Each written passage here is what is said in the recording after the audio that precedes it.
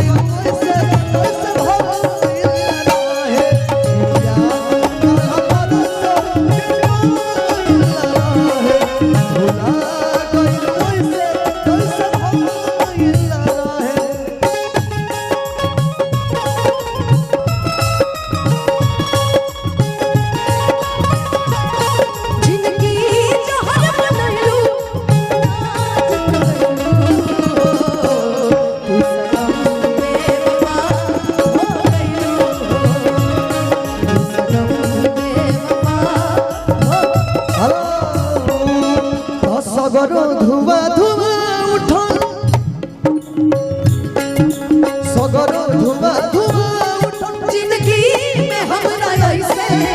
जान बिन बेजान भइली चिड़ी बोला कैसे तू बतावा समझावा तू बतावा समझावा ओ गंगा के पानी जैसा प्यारी की कविता तोहरा से कैले पानी जाने देवता पीता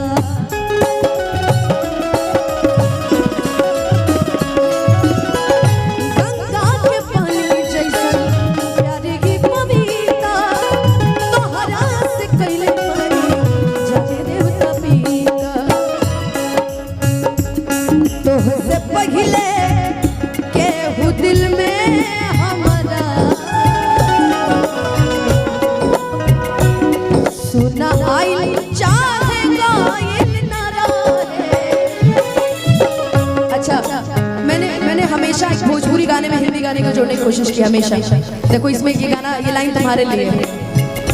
उम्र भर सो न सकेंगे किसी के हो न सकेंगे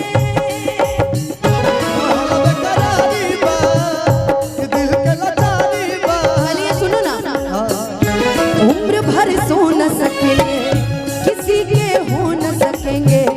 अजनबी तुम बन जाओ गैर हम हो न सकेंगे कि किसी बेगाने की खातिर तुमने अपनों को रुला दिया पहले रोशन तक बोले कि किसी बेगाने की खातिर तुमने अपनों को भुला दिया तुमने अपनों को भुला दिया तेरे वादे ओ इरादे तेरे वादे ओ इरादे ओ मितवारे सब कुछ भुला दिया कैसा सिला दिया सब कुछ भुला दिया ये वफा का कैसा सिला दिया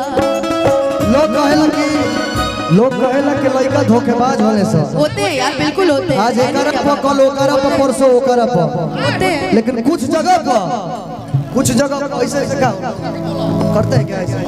ओके कान में बता तो लोग कहेला कि लड़का गलत होने से आज एकरा पर कल ओकरा पर परसों ओकरा पर लेकिन कुछ जगह पर कुछ लोगों गलत होला ये बात मानेगा भैया धीरे धीरे